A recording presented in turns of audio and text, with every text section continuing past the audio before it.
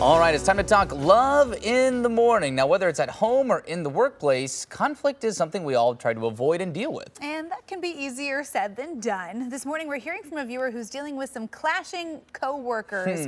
Joining us on the couch to help us dig into the concept of conflict is certified relationship and marriage coach Jennifer Blankl. Jen, good morning. Good morning, Emily and Travis. Thanks for having me again. Great Thanks to see for you. being here. Yeah, this is one I think pretty much anyone in a workplace can probably relate to. I didn't say that my conflict is with you. No, here, we'll get into it. So today's question is from Joanna. She writes to us, as a director of a private school, how do I get my staff to start having productive conversations with one another instead of coming directly to me? I have a hard time dealing with conflict, and I don't have the mental or emotional bandwidth to play middleman in resolving their upsets and challenges with each other. Okay, so Joanna's in management, and it's so funny. I read this question, and my first thought was, that is exactly why I never want to be a manager. Like that, I don't want to deal with everybody else's drama. I'm sure a lot of people feel that way. Yeah. Yeah, and this is a very common challenge and scenario. Right. So the first thing I want to say, because in the question, Joanna says, I don't love conflict. As a director, as a manager, as a leader, I lovingly challenge you to nurture your own comfort around conflict.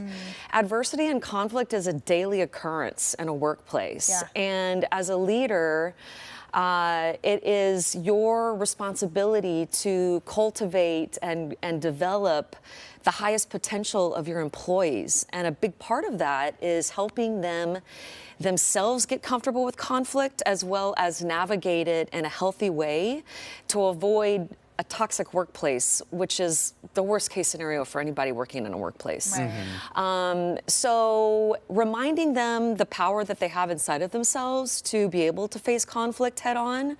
Also reminding them about of course, the value of the relationship development that can happen from being able to navigate good conflict, but also respect in the workplace. People, I think, are continually surprised about, the depth of respect that you can gain if you're able to face conflict head on and deal with people head on.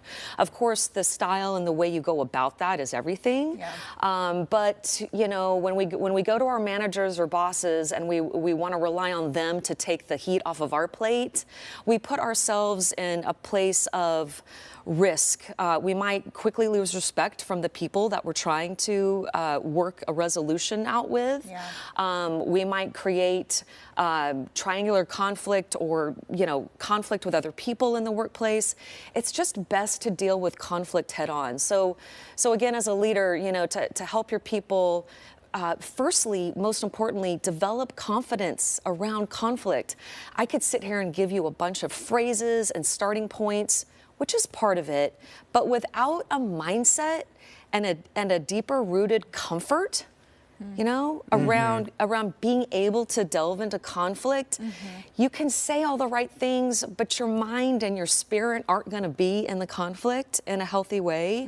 So I think most importantly, to nurture the confidence around conflict and being able to see it through the lens of opportunity and growth. Because if you think about it, when we're able to have healthy tension with people, that's when we get to know them best. Yeah. And honestly, we get to know ourselves a lot better when we have healthy tension with people. If we keep the water smooth all the time and placate to keep the peace and harmony, we're creating more of an inauthentic environment that's artificial. Yeah, and man, like that's walking on eggshells. That's the quickest way to develop distrust. I do think it's an interesting question, specifically the second part of it that we showed, where it just, I don't have the mental or emotional bandwidth to play middleman, resolving their upsets and challenges with each other. And to your point, Emily, like, whether it's right or wrong, that is a lot of what a manager or a director does do. Whether it comes with the exact job description or not, that's kind of part of it. And so it's a tough question, because it's like, well, where is the line? Because just because you're a director doesn't mean that you're not human. Right. You know, so Right. it would make sense that you don't have the mental or emotional bandwidth. Right. I just, it's a fascinating line to walk. Yeah. Absolutely. Well, there probably are some situations where, as a manager, yeah, you're gonna have to step up and get into some of those uncomfy conversations. But It's very true. For the small stuff that keeps getting brought to her desk, that she's like, I just Right. can't. Right. What is a nice way to have that conversation with your employees if you are in that managerial role, to encourage them to go do it without having it seem like deal with it yourself? Yeah, you know, it's interesting because there's a lot of people that just humanly create unnecessary conflict. Sure. So if there's really hard evidence around somebody having a behavior that's affecting not only one person, but especially multiple people, then definitely it's time to take action. Waiting to take action can, you know, create distress. Are you asking some more specific strategies on how to help your employees approach a conflict head on? Yeah. Okay, so some quick tips would be to help your employees get clear on the specific resolution that they want. When people are emotionally heated, or they're kind of thinking about a conflict in their head, we humans psychologically forget about what we really want. We're focused on the don't wants, what's creating us pain and frustration. And a lot of times we verbalize all that stuff without actually saying what it is that we truly want to request, or what the good or the higher intention of what we want to come from facing this conflict head on in the first place. Yeah. So, you know, what do you want as far as a resolution specifically? You know, what are your do wants versus your don't wants is a great general tool. Helping them with those kinds of key questions can help get them organized in their brain and even heart. So maybe they can grow the confidence. Well, and sometimes when you sit down with them and actually start asking those questions, you might find out that they just needed to vent to you. It's so true.